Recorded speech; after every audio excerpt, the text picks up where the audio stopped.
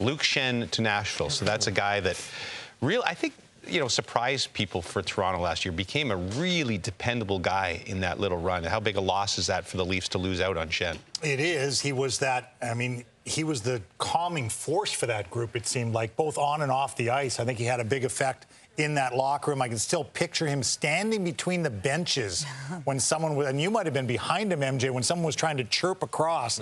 He was just a calming force there. So a veteran player, intrigued to see what Barry Trotz does today. He's got a ton of cash, and I think he's going to be a major player in this, but you can solidify the blue line and really just a real veteran player. That's what he just got paid for. And I certainly think that it's Morgan Rielly that's going to miss him.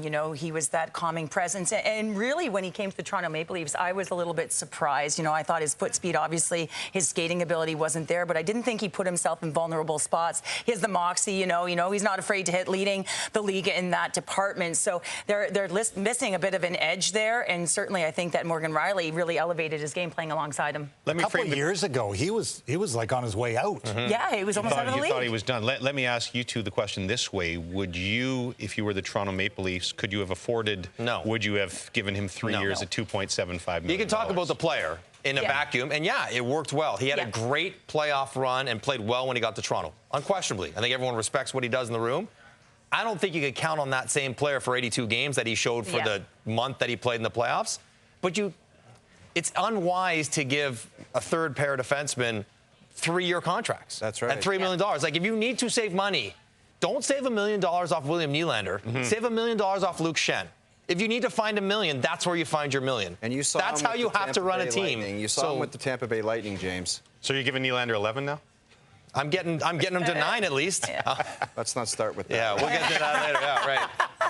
You saw with Luke Schenn in Tampa Bay, he was that guy that was in and out of the lineup, the seventh defenseman. And then you saw him go to Toronto playing a different role where he was on the ice with Morgan Rielly as a spotlight pairing guy, and it just wasn't the situation for him. No, and that raises the question about Toronto's blue line, doesn't it? I mean, when Luke Schenn is playing in your top pair. And so that raises that massive question.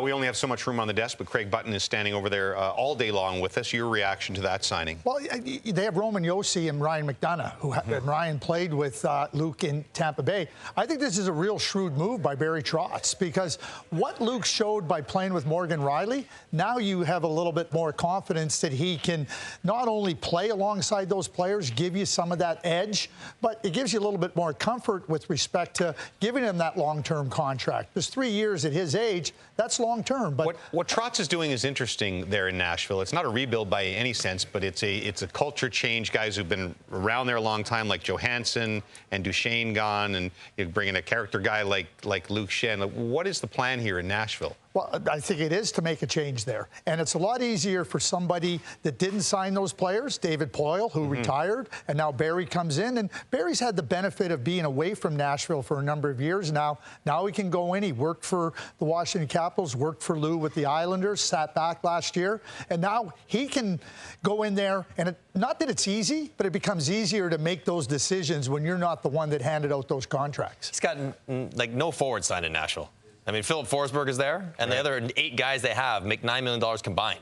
And they played their best hockey down the stretch. And they played all those young guys guys. fantastic, but is that a flash in the pan, or is that garbage time? Or, if they want to compete this year, they got a long way to go. He's going to be in the market. He's going to be busy. A lot of money available, but he's got to be busy because their forwards are not. Poole, you ever have a situation like this, Nieto, where you thought you had a guy at the last second and he went somewhere else in mere moments? Yeah, that's a little confusing. First of all, it happened before 12 o'clock, and then all of a sudden it was to a different team. So it'll be interesting to see if the terms changed or what happened there. But Matt Nieto's a depth guy. It looked like he was going to Edmonton, and we had heard that initial report, and then off to Pittsburgh now with Kyle Dubas.